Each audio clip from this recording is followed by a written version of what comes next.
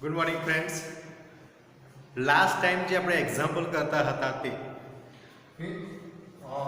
Video cut થઈ ગયો હોવાથી અહીં સુધી આપણો આન્સર હતો, બરાબર. કે વેગનું મૂલ્ય આવે છે 5 મીટર પર સેકન્ડ. હવે એના પરથી ફરી પાછું બતાવું તમને.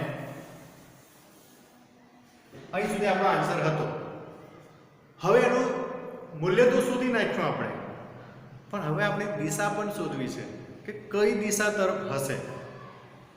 જો દિશા શોધવી હોય તો યાદ કરો, થર્ડ ચેપ્ટરની અંદર મેં તમને વારે ઘડીએ કહ્યું હતું કે જ્યારે પણ દિશા શોધવાની થાય સદિશની અંદર તો tan થીટા બરાબર કરવાનું છે. ફોર્થમાં પણ કહ્યું હતું ને થર્ડમાં પણ tan theta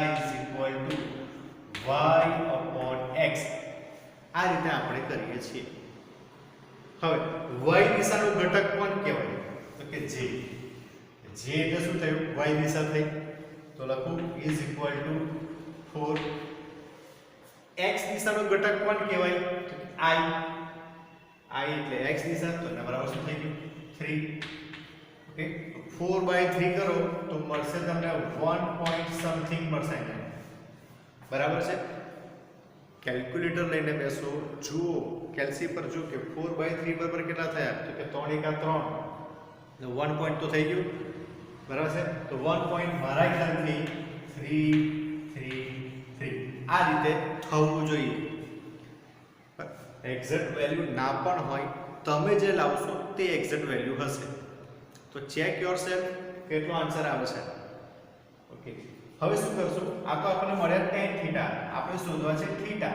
theta = tan inverse 1.333. ફરી પાછું નેચરલ ટેન્જેન્ટ ઓપન કરો લોગ ટેબલમાં અને જુઓ કે 1.333 વેલ્યુ કયા ડિગ્રી પાસે બતાવી છે. બરાબર, 33 એટલે એની નજીકની વેલ્યુ પણ તમે લઈ શકો છો કે એક્ઝેક્ટ 33 કરવી જરૂરી નથી. સમજો કે 1.29 આપી છે તો નિયર અબાઉટ થઈ, બરાબર છે. તો જુઓ કેટલા ડિગ્રી પર મળે છે. આઈ થિંક તમને મળશે ક્યાં તો 53 ડિગ્રી અથવા 54 ડિગ્રી. આ બેમાંથી એકમાં તમને વેલ્યુ મળશે. હું એક્ઝેક્ટ આન્સર નથી કહેતો કે 53 છે કે 54. એ ટેક્સ્ટ બુકમાં તમે જોઈ લેજો. ઓકે, હું જોઈ લઉં. ચાલો, 53 ડિગ્રી ટેક્સ્ટ બુકમાં આપેલું છે. ઓકે, તમારો આન્સર આની આસપાસ હોઈ શકે, કોઈ વાંધો નહીં, ચાલશે, ઇક્વલ છે. બરાબર છે. તો ચાલો, થઈ ગયો એક્ઝામ્પલ. હવે જોઈ લો ફટાફટ જલ્દી.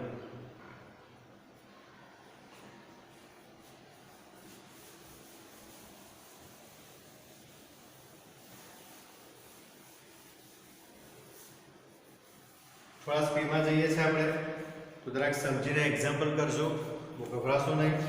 ચલો એક્ઝામ્પલ નંબર નેક્સ્ટ એક્ઝામ્પલ જોઈએ. 4.5.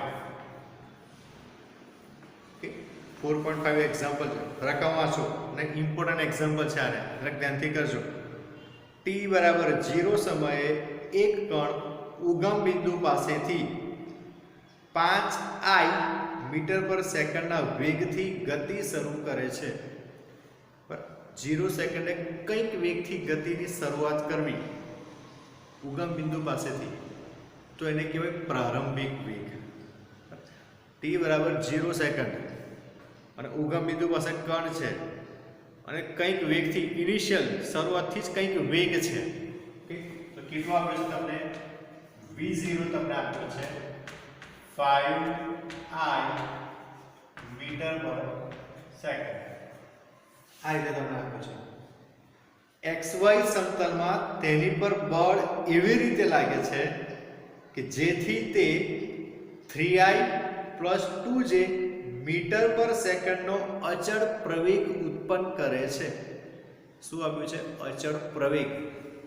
તમને આપ્યું છે પ્રવેગ એ 3i + 2j મીટર પર સેકન્ડ સ્ક્વેર. આ તમને અચળ પ્રવેગ આપ્યું છે. હવે શું કહે છે તે નંબર 1 જે શોધવાનું છે તે. ચાલો, નંબર 1, જ્યારે કણનો x યામ 84 મીટર હોય, that means કે x = 84 મીટર, એ આપણે શોધવાનું છે. અને નંબર 2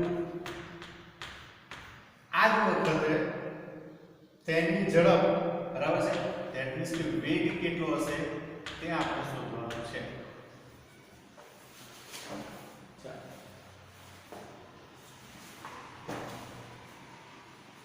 સમીકરણ તમારી સામે આપ્યા છે, ડેટા બી સામે છે કે ભાઈ પ્રારંભિક વેગ 5i છે, પ્રવેગ 3i + 2j છે, x યામ 84 મીટર. હવે આ x યામ 84 મીટર શું કહે છે?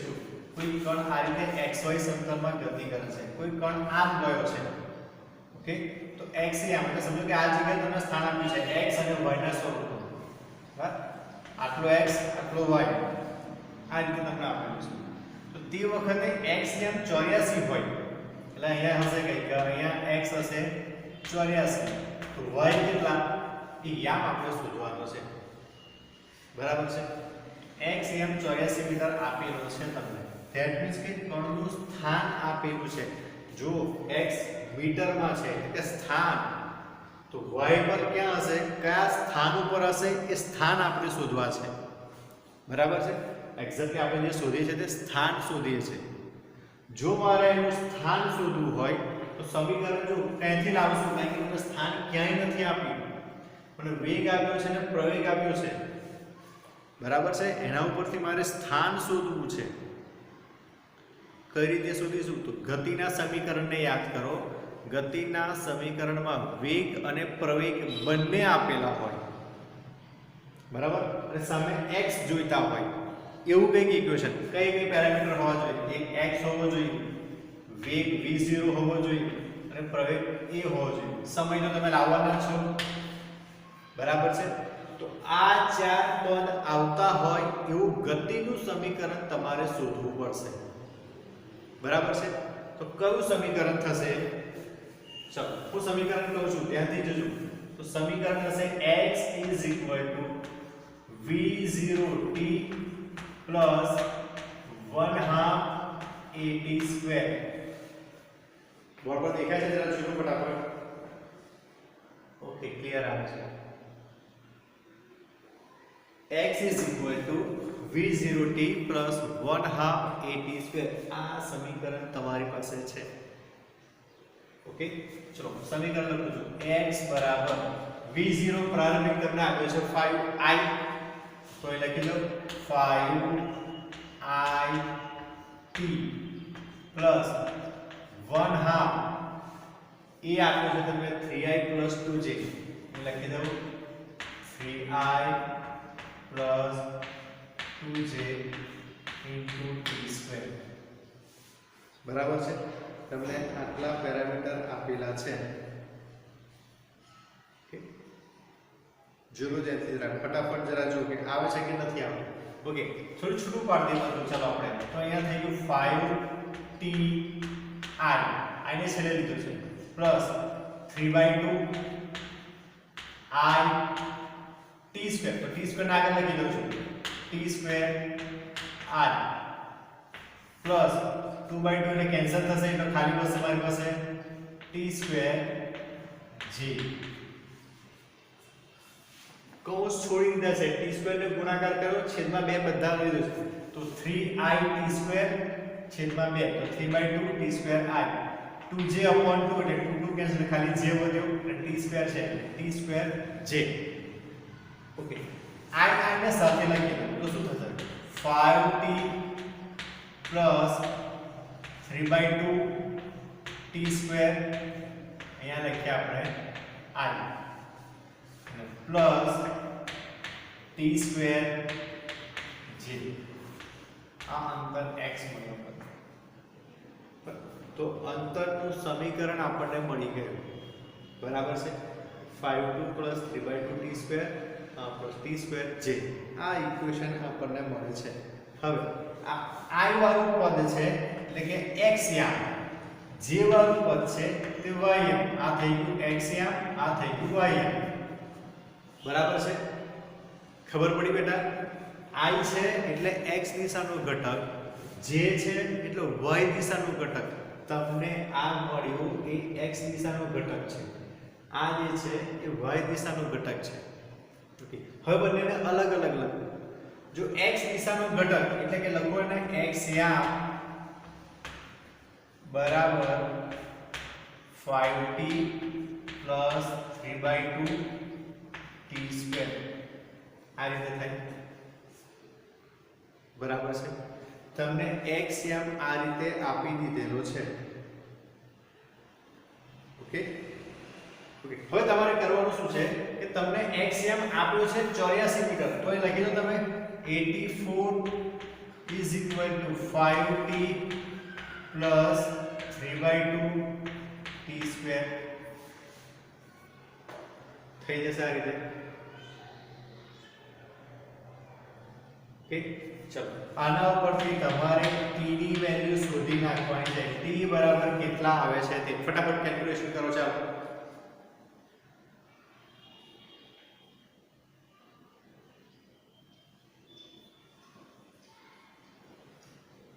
ઝડપથી 5t plus 3/2 એટલે તમે લખો 5 15 1.5t.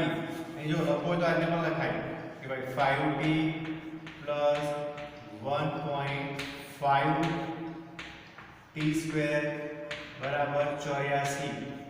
આ એક તમને દ્વિઘાત સમીકરણ જેવું કંઈક મળી ગયું. એના પરથી તમારે શોધવાનું છે t. t ની વેલ્યુ મળશે 6 સેકન્ડ.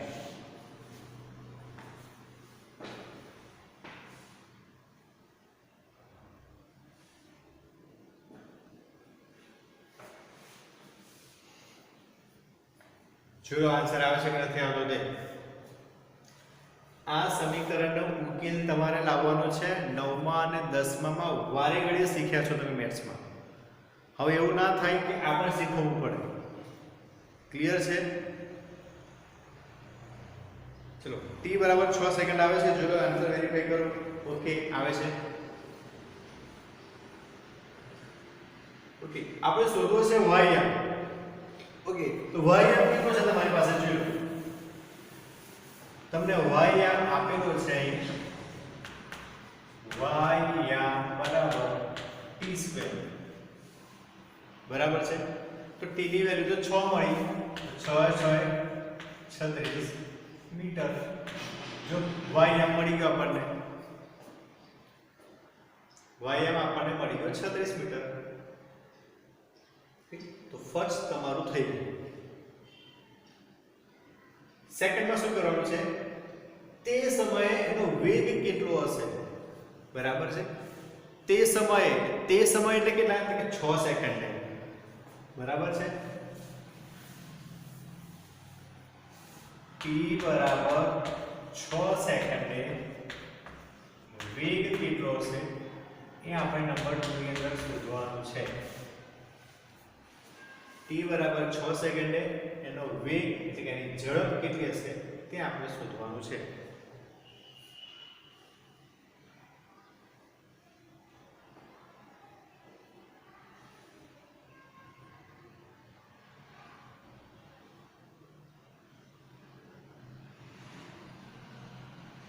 ચાલો થઈ ગયું.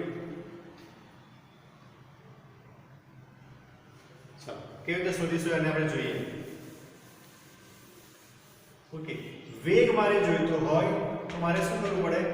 અંતરનું સમયની સાપેક્ષે વિકલન dx/dt. તો આ x એટલે કહો x એમ નહીં. હા જોજો, આ x જે કહું છું એ x એમ નથી કહેતો. x આખા અંતરનું સમીકરણ. I અને j ના સ્વરૂપમાં જે અંતરનું સમીકરણ હતું ને તે કેટલું હતું આપણે પૂછી નાખ્યું. તમે લખેલું હશે. જો તમારી પાસે નોટમાં જો આગળ જો લખો તો તમારે અહીંયા થશે v0t એટલે કે અહીંયા થશે 5ti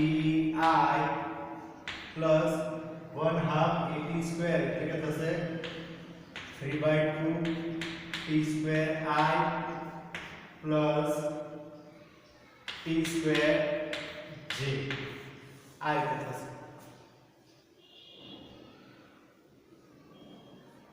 જો x નું સમીકરણ આપણે જે મેળવ્યું હતું તે બરાબર છે. ઓકે, એમાં શું કરું? t બરાબર 6 સેકન્ડ મૂકી દઉં.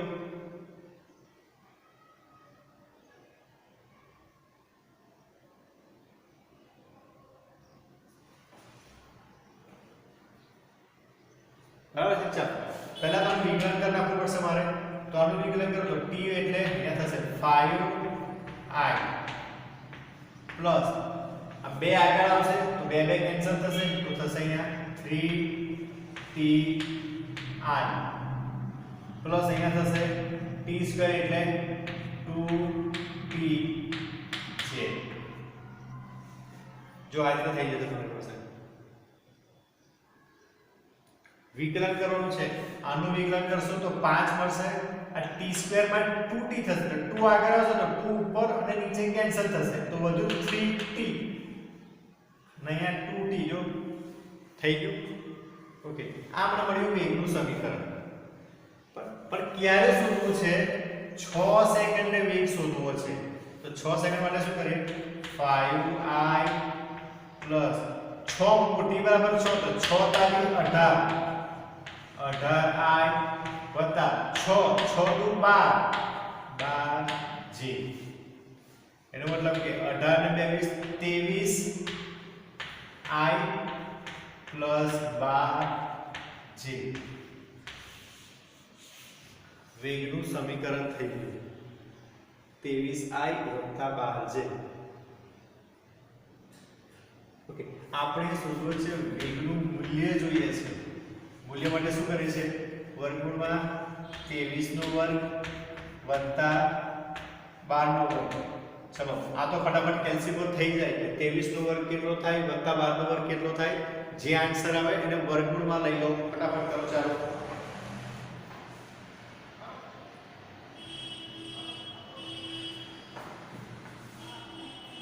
કેટલા આવે છે આન્સર તમારો? અહીંયા મને બતાવે છે 26 મીટર પર સેકન્ડ.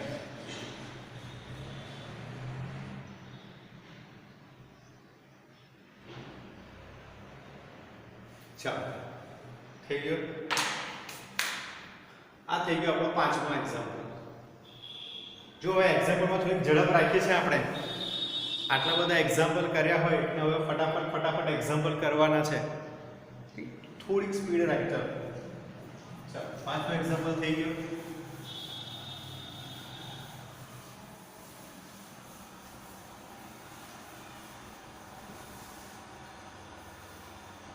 નવો એક્ઝામ્પલ કરીએ.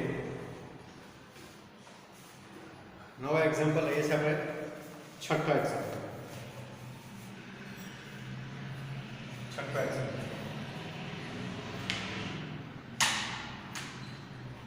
ચાલો છઠ્ઠા એક્ઝામ્પલમાં શું કહે છે તમને? ફરી પાછો વરસાદવાળો એક્ઝામ્પલ છે. આઈ થિંક જાતે થઈ જવું જોઈએ, છતાં પણ એકવાર બતાવી દઉં છું કે શિરોલંબ દિશામાં 35 મીટર પર સેકન્ડના વેગથી વરસાદ પડે છે. ઓકે આ દિશામાં વેગ ઓફ રેન કહીશું એના. કોઈ મહિલા પૂર્વથી પશ્ચિમ દિશામાં 12 મીટર પર સેકન્ડની ઝડપથી સાયકલ ચલાવે છે. ત્યાંથી પૂર્વથી પશ્ચિમ દિશા આ તરફ જાય છે. સમજો કે અહીંથી આ રીતે એક મહિલા આવે છે. આ બાજુ બતાવશો તોય ચાલશે, આ બાજુ બતાવશો તોય ચાલશે, આ બાજુ બતાવશો તો પણ ચાલશે. બરાબર, દિશા સાચી હોવી જોઈએ. ચાલો હું બતાવું છું આ રીતે. ઓકે તો વેગ ઓફ વુમન બરાબર છે કેટલો આપ્યો છે તમને? 12 મીટર પર સેકન્ડની ઝડપથી સાયકલ ચલાવે છે. ઓકે વરસાદથી બચવા તેણીએ કઈ દિશામાં છત્રી રાખવી જોઈએ? ઓકે સાયકલ લઈને આ બાજુ જાય છે કે વરસાદ સીધો પડે છે. ઓકે વરસાદ સીધો પડે છે, હું સામે જાઉં સામેની બાજુ પર છાંટા નડશે, છત્રી સીમી આ બાજુ રાખવી પડશે એને. ઓકે એંગલ તો અહીંયા બનવાનો છે થીટા. બરાબર છે, થીટા ઉપરની તરફ. ઓકે તમે આ રીતે પણ લઈ શકો કે ભાઈ શિરોલંબ દિશામાં વરસાદ પડે છે, કોઈ મહિલા આ બાજુ આમ આવી રહી છે તો ખૂણો આ રીતે બનશે અહીંયા આગળ. બરાબર, આ જે ખૂણો થાય છે આ ખૂણો થશે. ક્લિયર થઈ ગયું? છત્રી કઈ દિશામાં રાખવાની છે તે શોધવાનું છે. ઓકે ચલો આઈ થિંક તમે ઈઝીલી શોધી શકશો. બરાબર, તમને સામેની બાજુ આપી છે આ થીટાની સામેની બાજુ અને પાસેની બાજુ. તો સામેની બાજુ અને પાસેની બાજુ આ આપ્યું હોય તો કયો એંગલ આવે તો કે tan theta. tan theta is equal to वेग ऑफ what movement on वेग ऑफ रेन વેલ્યુ જો કેટલી આપી છે વેગ ઓફ મૂવમેન્ટ કેટલી છે 12 આપી છે અને વરસાદની ઝડપ છે 35 ફટાફટ સોલ્વ કરો theta is equal to tan inverse તમારી જે કંઈ પણ વેલ્યુ આવે તે 12/35 ની વેલ્યુ મૂકી દો 12/35 0.343 તો મારી પાસે કેલ્સી નથી એટલે તમારે કેલ્સી પર કરવાનું છે કે 12/35 આટલો થયો તો એ આન્સર અહીંયા મૂકી દો હવે 0.343 એ નેચરલ ટેન્જેન્ટમાં કેટલા ડિગ્રીની સામે આવે છે ઓકે 0.343 એક્ઝેક્ટ ના પણ હોય કોઈ જગ્યાએ 0.3 હોય 0.312 હોય 0.412 હોય સૌથી નજીકની કિંમત કઈ છે એ આપણે લઈ દેવાનું ઓકે તો કેટલા એંગલ મળે છે જોલો ચેક કરો ફટાફટ આઈ થિંક 0.343 આગળ આવી ગયું મારા ખ્યાલથી એ પણ 90 ડિગ્રી છે ઓકે તો જોઈ લો ફટાફટ એક્ઝામ્પલ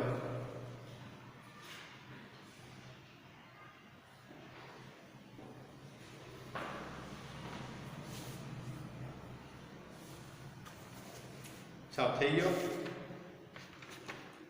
આગળ વધીએ આપણે ઓકે આગળ આપ્યું છે 4.7 એક્ઝામ્પલ ગેલિલિયો તેના પુસ્તકનું જે વાત કરી છે કે 45 ડિગ્રીના ખૂણા સાથે સમાન તફાવત ધરાવતા બે જુદા જુદા કોણે પદાર્થને પ્રક્ષિપ્ત કરવામાં આવે તો તેમની અવધિ સમાન હોય છે આ વિધાન સાબિત કરો આ વિધાન આપણે સાબિત કરી દીધેલું છે કઈ રીતે યાદ કરાવો 45 માઇનસ થીટા 45 પ્લસ થીટા એક એક્ઝામ્પલ આપણે કર્યું 45 માઇનસ 15 ડિગ્રી 45 પ્લસ 15 ડિગ્રી બરાબર છે બંનેની અવધિનો ગુણોત્તર જ્યારે લીધો તો r1 જેમ r2 ઇઝ ઇક્વલ ટુ 1 જેમ 1 આવું આવ્યું હતું મેં તમને સાબિત કરીને બતાવ્યો હતા દાખલા બંને દાખલા બતાવ્યા છે અલગથી આ પણ કરીને બતાવ્યું હતું આ પણ કરીને બતાવ્યું હતું બરાબર છે અવધિનું સમીકરણ લઈને કર્યું તો આપણે અને બંનેની અવધિ કેવી આવતી હતી સમાન અને સેન્ટેન્સ તમે યાદ રાખો કહ્યું હતું કે 45 ડિગ્રીનો તફાવત જો હોય ધેટ મીન્સ કે 45 માઇનસ થીટા 45 પ્લસ થીટા તો તે વખતે વગર વિચારે કહી દેવાનું કે બંનેની અવધિ સરખી હશે બરાબર છે બંનેની અવધિ કેવી હશે સરખી અવધિ હશે આ એક્ઝામ્પલ થઈ ગયું છે તો એક્ઝામ્પલ 4.7 પણ અહીંયા પૂરો થયો આપણો હવે એક્ઝામ્પલ 4.8 થી આપણે એક્ઝામ્પલ કરવાના છીએ ઓકે નેક્સ્ટ લેક્ચરમાં મળશું ત્યારથી 4.8 થી આપણે આગળ વધશું જે એક્ઝામ્પલ બધા કરવાના છે તે અત્યારે આપણે આટલું પૂરું કરીએ આટલા એક્ઝામ્પલ રાખીએ જે કંઈ પણ થયા છે તમે જરા ધ્યાનથી જોઈ લો સમજી લો વિડીયોને રિવાઇઝ કરો અને સમજો બરાબર છે ન ખબર પડે તો ટેક્સ્ટબુકના જે એક્ઝામ્પલ છે ટેક્સ્ટબુકમાં સોલ્વ એક્ઝામ્પલ આપેલા છે બધા તમારો આન્સર એનો આન્સર મેચ કરી જુઓ ક્યાં ભૂલ થાય છે તે સમજો બરાબર છે તો મળીએ પછી નવા લેક્ચરમાં આપણે નવા એક્ઝામ્પલ સાથે અત્યારે આપણે અહીં સુધી રાખીએ છીએ આપણે ક્લિયર ચાલો તો મળશું આપણે નવા લેક્ચરમાં બેટા ટેક્સ્ટબુક કેલ્ક્યુલેટર અને લોગ ટેબલ સાથે રાખીને બેસવાનું છે પૂરું કરીએ બેટા મળીએ નવા લેક્ચરમાં